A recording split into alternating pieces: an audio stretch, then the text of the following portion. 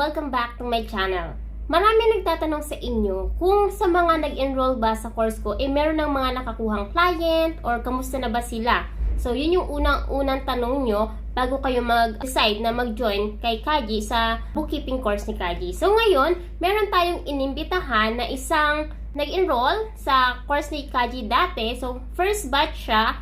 And nung nag-message siya, talagang napatiktok ako kasi yung kinikita niya ngayon is 6 digits na. As in, 100,000, hindi natin malaman kung 200 or 300. Basta, 6 digits na yung kinikita niya. So, kung interesado kayong malaman kung ano ba yung mga struggles na experience niya, ano ba yung naging journey niya pagdating dito sa freelancing, and paano ba siya nag-start sa freelance career niya. So, kung interested kayo, please keep on watching until the end. Do not skip para wala kang mamiss na tips and tricks na i-share niya at ni Kaji throughout the video. So, without further ado, let's get started!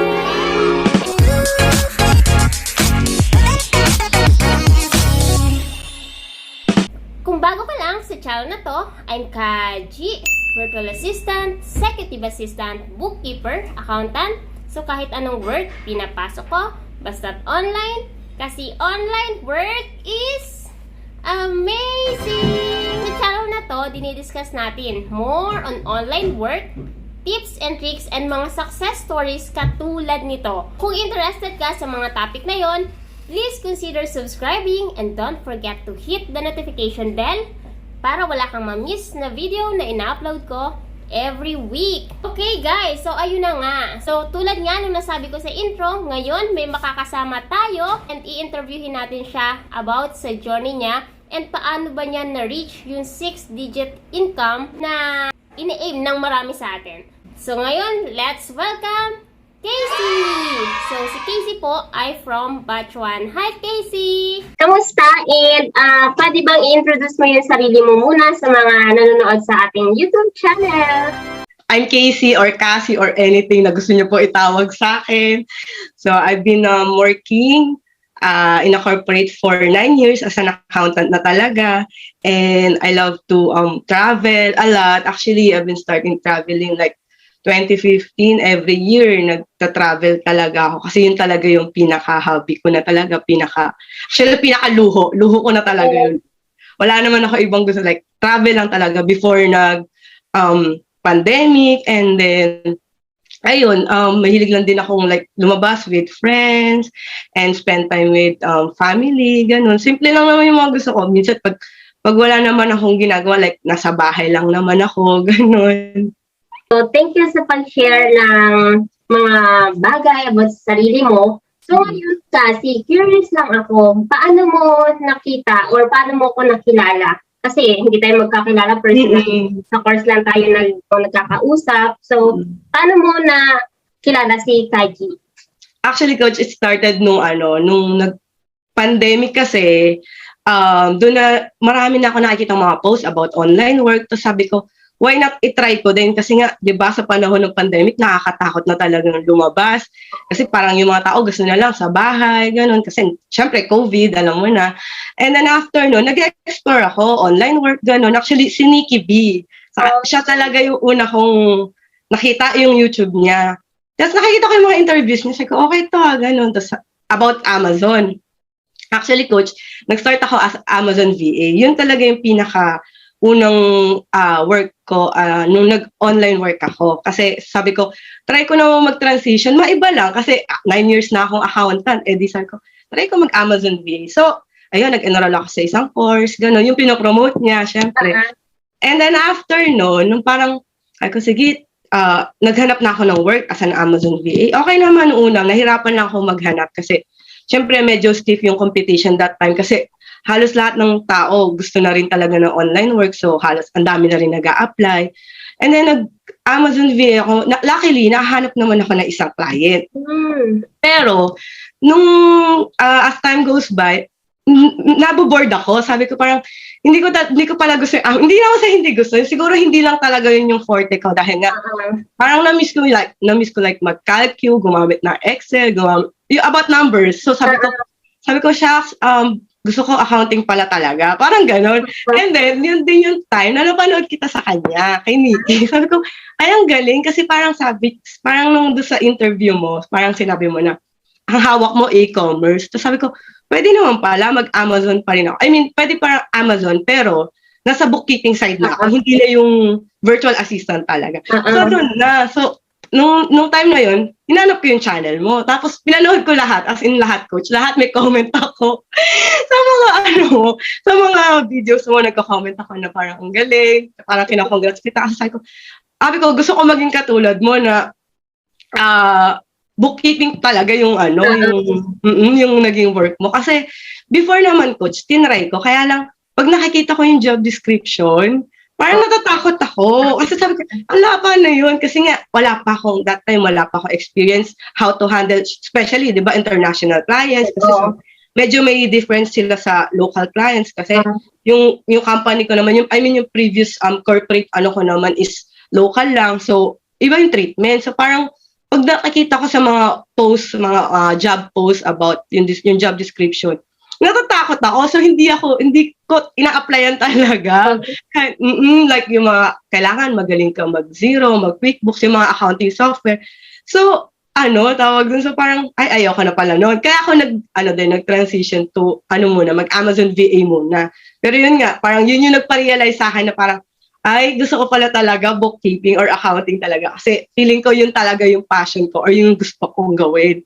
Yun. Okay.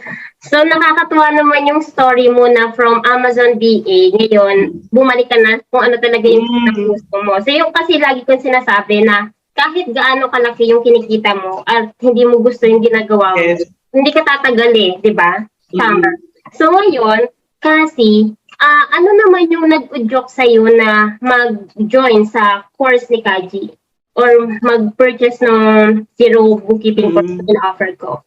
Actually, coach, nag-aabang na talaga ako noon kasi once parang nag-announce ka na, soon magkakaroon ka na ng course. Kasi, di ba before parang ang ino-offer mo pa lang is parang one-on-one na may... Oo, tapos nagko-comment lang. So, nagko-comment lang din ako, baka naman swerte na ako yung mapili mo, gano'n. Tapos sabi ko, abang na lang ako ng course, gano'n. Kasi, syempre, swertihan lang ako yung mapipili, gano'n. Kaya, natuwa ako nung nagkaroon ka na. Nung nag-announce ka na meron kang early bird, talagang nag-enroll ako nung time na yun. Talagang hinabol ko, sayang yung discount. So, ayun. July po yun, di ba? July. Yun yung kasi yung first launch ko. Tapos, so first batch ka. Ang tanong ko naman ngayon, di ba, after mo matapos yung course, as in, tinapos mo ba talaga siya? Opo, tinapos ko talaga. So, after mo magawa yung course, ang next step na ginawa mo is, nag-apply ka? Or nag-practice ka? Or... July kasi yun, coach. Ang nangyari kasi, sabi ko mag-a-apply na ako after. Kaya lang kasi nung August kasi, yun nagkasakit kasi ako, like, nagka-COVID ako. So, ayun, so medyo na-stop ako. Sabi ko, then after nung gumaling na, binalikan ko, medyo nag-recap ako dun sa course. Binalikan ko yung mga modules, mga ganon. Tapos sinagutan ko yung case, pero hindi ko siya natapos. Sorry, coach. Hindi ko siya natapos. Pero at least yung magka-idea ako kung paano siya gawin. Kasi kahit pa paano naman, meron naman na akong experience talaga. Which is, yung kung paano lang talaga gamitin yung software, ganon. And then at that time, nag-start na rin ako mag-apply. Everyday nag-a-apply ako. At first talagang, ang hirap kasi yung karamihan sa mga clients, ang hanap talaga is with experience.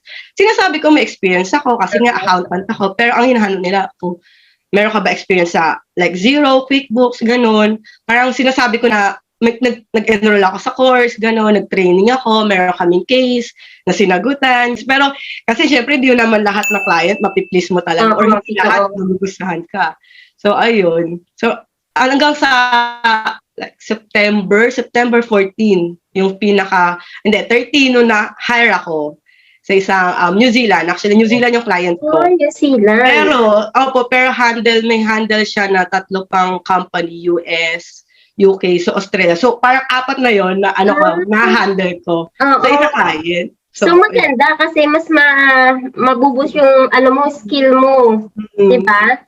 So, ngayon kasi, nung nag-apply ka, gaano katagal bago ka na-hire or ilang beses ka bang na-reject? Start ako siguro coach mga third week after ko gumaling kasi sabi ko babalik na ako. Ganun. Mm. Ay nung gumaling pala ako noon, muna ako coach yung sa zero yung certificate. Oo. Kumuha muna ako kasi minsan yung mga client din naghahanap ng certificate.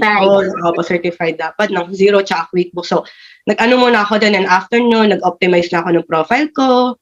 Inayos ko na yung mga profile ko sa mga online jobs platform, ganon. Tapos, nag-start na talaga ako mag-apply. And then, hindi ko na mabilang coach kung hindi ko na mabilang kung ilan na interview ko that. Kasi talagang everyday ako nag-a-apply. So, everyday may interview. Pero parang, sige, tuloy lang tuloy. Kasi, oo, kasi parang, titignan natin kung sino na yung mag-hire sa akin, ganon. Kasi parang ang swerte lang kasi, yung nakuha kong client is Amazon. So parang medyo connected pa rin. At the same, okay pa rin kasi magagamit ko pa rin talaga. So ayun. So dun sa mga in-applyan mo, di ba lagi kang, hindi naman pag nag-apply ka or makakakuha ka kaagad ng client. So nakaranas ka ma-reject. So ano yung masasabi mo sa mga tao na madalas ma-reject? Pagdating sa application or paghahanap ng client. Yung rejection kasi, yun yung magpapatibay sa'yo or parang feeling ko yun yung magmamotivate sa'yo mas lalo pang galingan. Kasi ako kasi every after interview, isipin ko, tama ba yung nasabi ko? Ano kaya nasabi ko? Or dun ko marirealize, ano kaya nasabi kong mali? Na para next time, alam ko na kung paano ko itatama. Kasi baka, what if may nasabi ako na parang, hindi pala maganda kay client. Sige, babaguhin ko to. Minsan nagna-notes talaga ako, coach, na parang ganito yung sasabihin ko, tapos parang, hindi pala maganda. Sige, iibahin ko na lang, ganun. Minsan, coach, gumagawa rin talaga, hindi naman script, yung parang guide ko lang. Oo, guide. Kunwari, for example na lang, yung pinaka-common na tanong na tell me about yourself, di ba? Parang, nag-note ako or naggagawa ko ng bullet, mga dapat ko sabihin, yung mga dapat na hindi, ganun. Totoo yun, yung bawat interview mo kasi na ma-reject ka or kahit hindi ka ma-reject, maiisip mo talaga pagkatapos ng interview kung ano ba yung mga bagay na nasabi mo. Tapos, yes. Mali pala. Mga ganun eh. Sabi mo, ako nga dati, shit, yung English ko, mali pala. Ganun. Nare-realize ko siya after the interview talaga. So ngayon, pag-uusapan na natin yung mga language, yung mga English na yan. So, kailangan ba fluent ko? Or nagkaroon ka ba ng interview or client na nagkaroon ka ng problema sa kanilang language, like mahirap intindihin, kahit marunong tayo magsalta ng English. Meron kasi mga client na sobrang bilis magsalita, na sobrang slang pa, na mahirap maintindihan. Naka-experience ka na ba ng ganun? Oo, coach, meron. May mga ganun ako na interview, like especially mga Australian kasi may accent. Ganun, di ba? May accent. Oo, yun ang hirap mo. Sabi ko, pero naman, minsan kasi kahit ang hirap intindihin, basta makuha mo na yung keyword. Minsan kasi yung keyword lang, parang okay yun pala yun. Parang kahit di naman yung pinakabuong sinabi nila, alam mo na yung keyword na sinabi niya, magigets mo na rin agad eh. Tsaka yun nga, parang hindi naman kailangan magaling ka mag-English as long as marunong ka mag-converse ng sasabihin mo. Kasi ang mga naman, napansin ko lang yung mga foreigner talaga or mga international clients, hindi naman nila tinitignan yung grammar mo as long as naiintindihan ka nila. Yes, kaya mo i-express yung sarili mo kahit hindi ganun ka-perfect yung grammar mo. Totoo yan. Hindi ka perfect yung grammar mo. Basta ma-express mo lang yung sarili mo. Okay na sa kanila kasi direct to the point din sila. Very straightforward talaga sila. At saka, ang gusto lang kasi nila, yung parang magkakaintindihan kayo. Yung English mo hindi ganun kagaling. Yes. As long as naiintindihan niya, okay yun. Pero kung fluent ka, syempre, advantage mo na yun. Yes, oo. Nabanggit mo kasi, eto na. Ayun na. Sabi mo, eto muna, paano ka nag-start? Magkano yung rate na nag-start ka? Nung first client mo? First client? Sa bookkeeping. Medyo, ewan ko kung mataas na siya. Kasi kung compare ko doon sa pinaka-start ko, nung nag-Amazon VA ako, medyo mababa eh. Ngayon kasi nag-start ako ng $8 per hour. Nag-a-accept na client na $8 per hour. Pero flexi naman siya, coach. So, anytime naman, minsan nga, pag madaling araw nagising pa ako, nag-work pa. So, wala namang problem sa, sa oras. Alam mo, nakaka-addict. Gusto ko pang mag-work. Oh my God. Oo, di ba? Oo, coach, may ganun ako moment na parang kahit gabi na, parang dati naman sa corporate, pag gabi na, minsan nga, di ba, pag sa corporate, 5 p.m. pa lang, stop na, hindi ka na mag-work. Ngayon, coach, ewan ko parang siguro naging ano na lang din na natutuwa ako sa ginagawa o kaya hindi ko na napapansin yung oras. Ganun. Kasi ang maganda doon, you're working for yourself. Hindi para sa Yes, iba. oo. So, alam mo na, yung money makikita mo is para sa'yo talaga. Mm. So, ngayon kasi, baka naman, kahit 3 lang, baka naman, sabi mo 6 digit, ano ba yan, 1? Or, hindi, I mean, nagsimula ba yan sa 1 or sa 2? Or, Hindi pala. Ganito kasi, coach. May kwento pala. Kasi, before ako nag-start ulit na mag-bookkeeping, meron akong sticky note. Nilagay ko yung goal ko talaga actually, ang nilagay ko for December, may deadline ako nilagay. Ganito nilagay ko, 3 to 5 premium clients, generous, kind, like, parang basta lahat ng may bullet ako, tapos, yung monthly na gusto ko ma-receive, actually, nasa 2,000, 4,000, so it's parang nasa 200K. Tapos ang deadline ko, December 2021. Actually, hindi ko siya na-reach. Pero, almost there. Oh, at least, di ba? Almost there. Opo, hindi ko pa siya na-reach, pero almost there. Yun na lang, coach. Ang laki nga. Nakakatawa ka. Oo, medyo malaki. Tapos, ang maganda lang kasi, coach, nung nagka-client ako, nagka-first client ako, nung sa bookkeeping na, nagsunod-sunod na yung mga sa akin. Yung offer. Kasi before, sobrang nahirapan ako mag-apply. As in, ang hirap mag-apply. Pero ngayon, coach, literal everyday, may nare-receive akong invite for an interview. Ay, Sa sana point na ako na yung nagde-decline kasi parang, di ko nakayanin. Ganun. Oo, totoo yan. May point na darating talaga na ikaw na mismo yung magde-decline ng offer kapag sa tingin mo sobra-sobra na. Kasi tutunan ka naman kung lahat kukunin mo, di ba? Totoo yan. Nakakatawa naman si Cassie. So, wala, natutuwa lang ako kasi nung nag-message ka nga, talagang napatik. Tapos meron kaming group chat, coach, ng batch 1. May gumawa, hindi ko alam kung sino. Ang una nagka-client, ewan ko po kung kilala niyo si Art. Si Art, oo, kilala ko si Art. Ata yung nagka-first client talaga sa amin, sa batch 1. Sabi ko, uy, nakakatawa. Parang may konting ingat kasi sabi ko, buti pa siya. Pero that time kasi ngayon may sakit ako, so hindi talaga ako makakilos pa talaga. Kaya ko nakakatawa naman kasi meron ako siyang client. Tapos siya pa yung pinaka-first sa amin. Yun na rin yung patapos yung course yung course mo, coach. Tapos sabi ko, kailangan, makahanap din ako. Parang anong tawag yung coach? Na-pressure? Na-pressure ba to? Parang na-trigger na, kailangan makahanap ako, ganun. Competitive na yung Oo, tama, totoo yan. So, si Art, kilala ko siya kasi, yun nga, nagsabi nga siya na after 10 days daw na nag-enroll siya, nakakuha siya ng client na may retainer fee. Na nakakatawa kasi nakakuha agad siya ng client. Tapos, may mga kasabayan ka din na nakakuha na, like sila Arnie, nakakuha din siya ng client. Ano naman, alam mo din siya, sila Arnie? Nakikita ko lang, coach, hindi kasi ako pala comment, pero nababasa ko lahat. I mean, nakikilala ko dahil lagi nagko-comment, lagi nagchat-chat dun sa Slack or dun sa... Nakakaloka din kasi nung tapos na ata yung course or patapos na, nag-message nga siya na nakakuha daw siya ng client sa Australia naman siya. So, nakakatawa lang na marami pa kahit sa batch 1, sa batch 2, sa batch 3, meron din. So, at least yung mga ginawa kong video, yung mga paus na or mga gabi na nagkita-kita tayo ay may naging bunga. Of course, coach. Kaya very thankful talaga sa'yo kasi dahil sa'yo talaga kung bakit na-push ko ulit yung gusto ko talagang gawin, which is yun nga, yung accounting, bookkeeping, ganun. Kaya ayun. Para sa words of wisdom, last na to kasi, promise. Okay lang, coach. Anong mga mapapayo mo sa mga gustong maging freelancer, kahit hindi bookkeeping, gusto maging freelancer, pero parang hindi alam kung paano mag-start, parang napanghihina ng logo. Kaya naman, nasa path na sila, pero gusto nilang bumalik.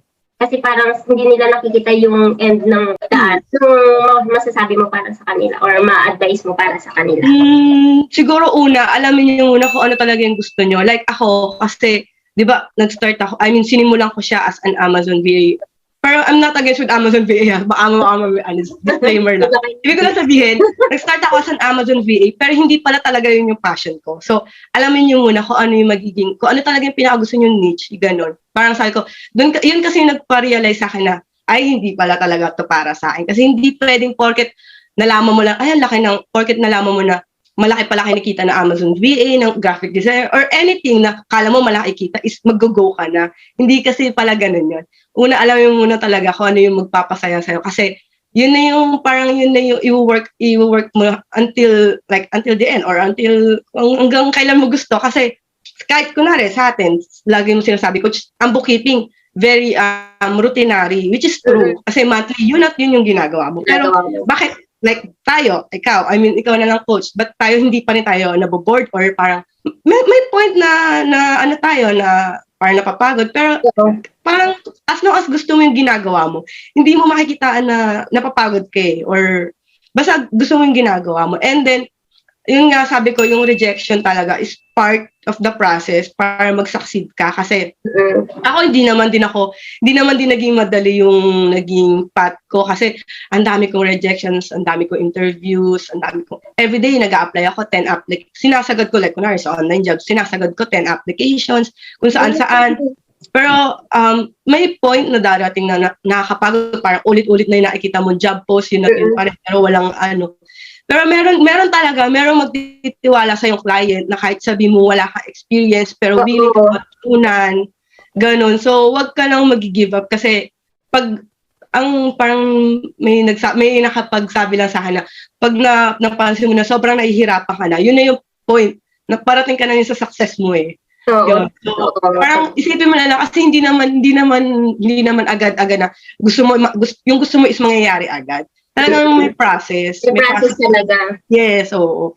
Hindi agad na pag ginusto mo, makukuha mo. Oo, na hindi agad na porket malaki yung kinikita ni ganito is gano'n na yung kikitain mo. Kasi ako, nag-start talaga ako, mababa lang naman talaga. Parang siguro tinuloy-tuloy ko lang talaga kasi. Kaya narating ko. Sa una, wag mo na maghangad ng sobrang taas. Oo, diba? Kasi kapag nag-offer ka ng mababang services, pero maganda yung output or yung quality ba yung output mo, yung mga client, darating yan. Yes. Halos yung mag-chase sa'yo, hindi na ikaw yung mag-chase sa kanila. Diba? Tsaka makikita rin naman ng client yung value mo. Basta ginagalingan mo or basta binibigay yung best mo. Sila na mismo, yung like kunwari, sila na mismo mag-i-increase ng rate mo. Sila na talaga yung magagawa ng way para mapataas yung value mo or yung rate mo, ganun. Tapos dapat kasi kapag halimbawa alam na nila na gusto nila mag-freelance, dapat ang unang gagawin nila, di ba, once na mahanap nila yung niche nila, is to take action. Yes, so kung sila take ng action, kahit gusto ko talaga maging freelancer and maka-earn ng ganitong amount ng money kada buwan. Kung hindi niya sisimulan na tahakin yung landas na yun, then hindi siya makakarating talaga. At kapag sasabihin nila na hindi ko kaya, then hindi na talaga hindi talaga, oo, totoo yan, coach. Kasi parang ang ano ko na lang ngayon is parang hustle now or grind now, parang enjoy later, parang ganun. Oo, kasi yun, kasi parang lalo ngayon pandemic, actually syempre mahirap din talaga yung ngayon yung life kasi ang hirap lumabas. Kaya nga halos lahat ng tao ngayon naghahanap na talaga ng ng online work, ganun. Ikaw ba kasi ay pamilyadong tao or single ka pa? Single pa po. Sana may jowa or wala? Then, May jowa na, sorry kayo. So, ngayon, sa bahay ka lang. Opo. So, wala ka na sa opisina. Okay, so ngayon, ang tanong ko, anong sabi ng family mo nung nag-decide ka na mag-work ka na lang sa bahay mo or sa bahay niyo?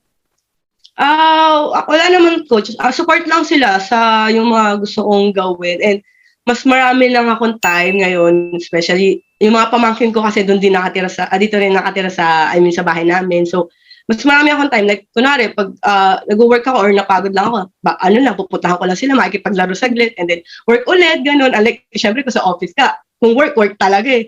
Ito talaga dito ko napansin na may work-life balance. Kahit sabi mo nag-work ako ng gabi or madaling araw, pero at least control ko yung schedule ko. Kasi ginusto ko naman yun eh. Unlike pag Gusto mo, hindi ko oo. naman, hindi ko naman inaano yung about sa corporate, syempre, iba pa rin kasi pag hawak mo yung oras mo. So, yun din yung kagandahan talaga pag nasa bahay ka lang nag-work or work anywhere. Tama. Tsaka since mahilig ka mag-travel, di ba? Hindi mo na po problemahin. Ayan. Basta may laptop. Oo, may laptop, may internet. Ayan. Internet, okay na. Totoo yan. Ayan. So, thank you so much, Cassie, sa pag-share ng iyong experience. And sana, mas malayo pa yung marating mo.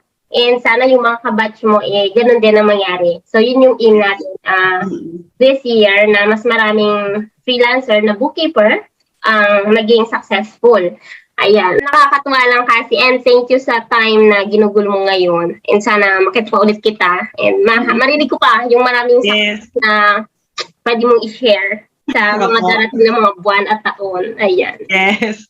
Thank you, Cassie. Thank you din po, Coach. Thank you po. Bye-bye po. Bye-bye. So guys, kung gusto nyo ring ma-attain yung katulad nung kay Cassie na 6-digit income per month, so guys, the first thing to do is to take action. So kung interested kang malaman ang tungkol sa ino-offer ni Kaji na training, you can visit the link below to know more. And I'll see you on my course. Bye!